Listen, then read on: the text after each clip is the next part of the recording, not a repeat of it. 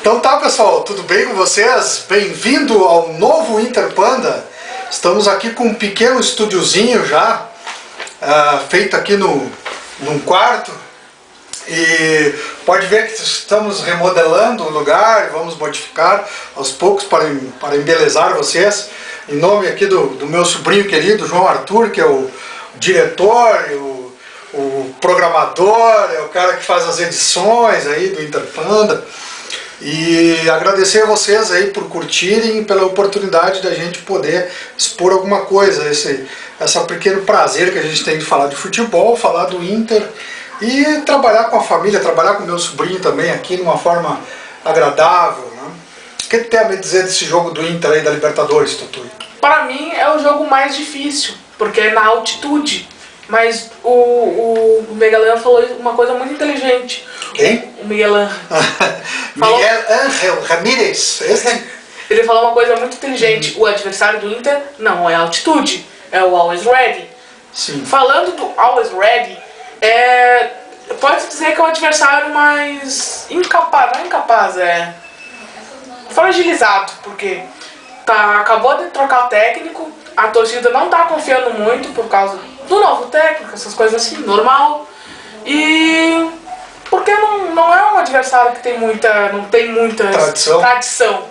Foi acho que é o primeiro título deles nacional, O que primeiramente eu, como também lido com história, o que me chama a atenção é o nome inglês, né? No futebol boliviano. Tu viu que lá também tem o The Strongest, né? E o Always Ready é um nome inglês no qual se vê uma certa colonização, um certo imperialismo norte-americano nas Américas, né? É um exemplo disso. E no soccer, que não é tanto, digamos assim, o esporte preferido pelos estadunidenses, né? Mas, e a questão, eu acho interessante da gente falar do nosso clube, do nosso time, que é o time que se chama Internacional, né? O quanto que nós temos de estrangeiros no nosso time hoje. No nosso elenco. No nosso time, né? Quantos estrangeiros a gente tem.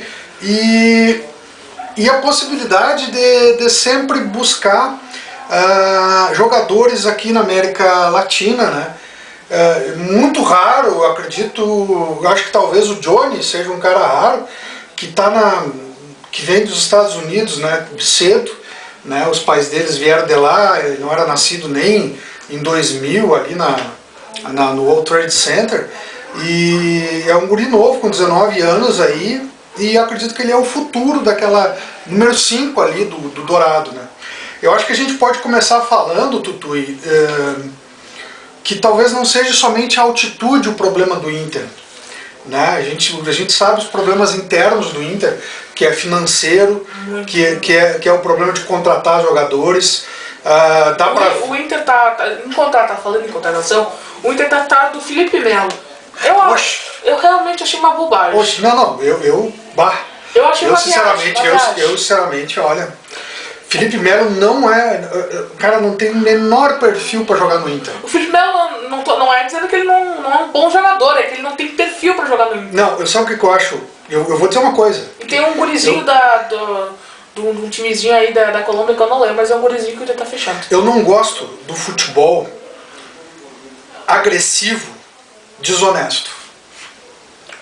Eu não estou falando que o Felipe Melo é desonesto. Eu estou dizendo que a forma dele usar muitas vezes o desarme da bola, ele tem uma tendência, a gente viu isso na Copa do Mundo, a gente viu o que ele fazia na Europa. Não é um time, não é um jogador que jogue tanto para o time assim. Eu acho ele talvez mais individualista do que muitas vezes parece que ele joga por time. Não, ele é um cara individualista que pensa de uma forma individual. E o futebol é coletivo. E essa coisa eu acho que larga muito mal pro Inter. Eu nunca me esqueço aquela vez que num Grenal quebraram o Pinga. Quebraram o zagueiro Pinga. A perna do Pinga.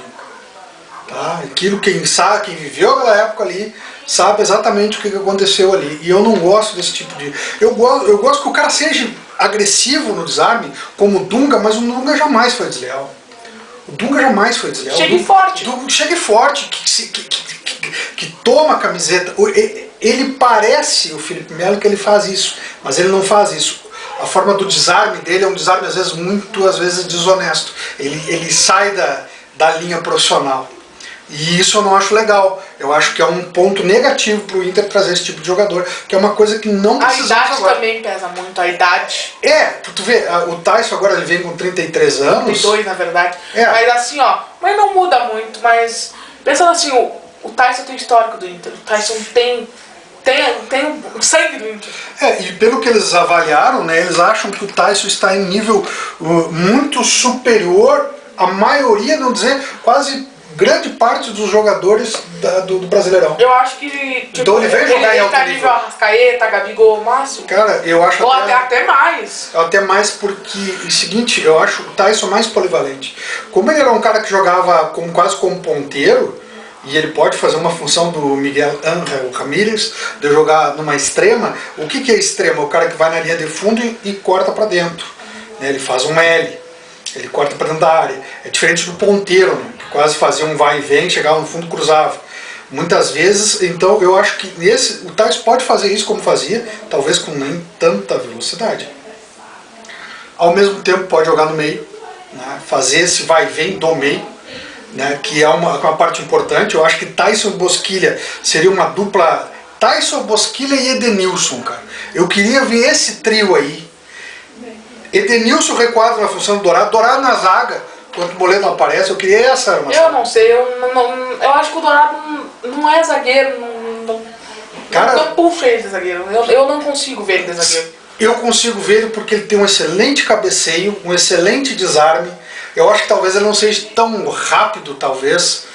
Exatamente, esse é o problema. A saída do Miguel Ángel, ele sai quase com assim, ó. Sai assim, mais ou menos.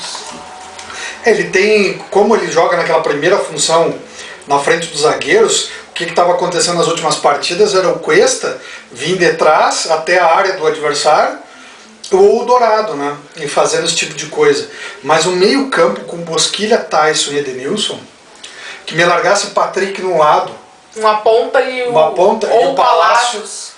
O Palácio na outra. Ou o próprio Vidal mesmo, né? Também tem várias opções ali pra frente. Tem várias. Agora o que tá me preocupando é o Guerreiro, né? Porque eu acho que ele, por ser um salário mais caro do Internacional, talvez não renove. Eu acho que, pessoalmente, João Arthur, amante do Inter, eu queria que renovasse, mas na cabeça, assim, mas não queria. Podia colocar o Roberto para vender e colocar um gurizão que tá vindo para amadurecer, para vender por mais dinheiro. O Inter sempre foi um time criador, nunca foi um time comprador. Um time que fazia seus craques. Mas agora mudou, no sentido que está comprando jogadores em que estão quase na ponta, despontando com 18, 19, 20 anos, até os 22, para preparar e jogar. O Maurício Roberto é um exemplo. Sim, é um exemplo do tipo de administração que eu acho que o Inter tem que ter. O Palácios é outro exemplo, um guri que estava explodindo no Chile, na União Espanhola. E o que eu vi, as 3 palestras do Gustavo Grossi, que veio do River Plate para lidar com a categoria de base do Inter, eu acho que o Inter está em excelentes mãos. Eu tenho absoluta certeza que em 3 ou 4 anos o Inter vai se tornar um dos melhores times, talvez da América do Sul ou, quiçá, do mundo. Porque agora está fazendo o que... Cuidando não somente do menino dos 10 aos 20 anos, mas dos 8 aos 20 anos. Então o tipo de mentalidade de não focar exclusivamente no futebol, mas também no mental, que nem dizia o Kudê, preparar o jovem, que ele tem uma cabeça boa desde cedo, até chegar nos 20, 20 e poucos anos. Que é isso que falta no futebol brasileiro, o gurizinho da base subindo. E tem muita mão também dos empresários, a gente que acaba, para querer lucrar, estragando o futebol, né? E uma coisa que o Inter fez muito bem agora, que não é os caras... Opa, tudo bem? Aqui estou falando.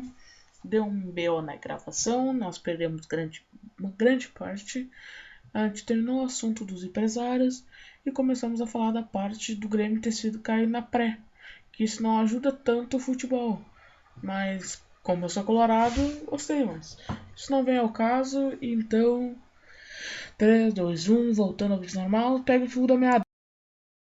Tá, então acho que pra gente encerrar essa questão de falar de Grêmio, eu acho que perde os times brasileiros e os milhões também que poderiam entrar aqui de alguma forma dentro dos times do Rio Grande do Sul. Né? Mas vamos focar no Inter amanhã. Eu acho que o Always Ready não é um adversário à altura do Inter, mas eu acho mas que... também não pode colocar abaixo. Não é um time assim, ó. Vai dar trabalho pro Inter por causa da altitude, mas não é de se jogar fora. Eu acho que a altitude pode preocupar o Inter, mas o Inter também não pode ir contando de que a altitude vai atrapalhar, né? Senão a cabeça do jogador já vai pensando assim, ó.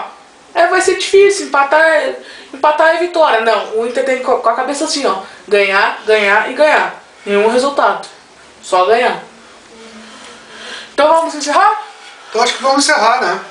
Um grande abraço para todos vocês. Muito obrigado, estamos de casa nova, vamos tentar reformulando aos poucos, modificando algumas coisinhas e o Interpanda vai sobreviver na medida do possível e se Deus quiser o nosso Internacional amanhã vai ter uma grande vitória sobre Always Ready e se Deus quiser, nessa chave para mim um perigo grande é o Olímpia do Paraguai, que eu tenho medo desgraçado daquela época lá, há um tempo atrás em que ele nos desclassificou.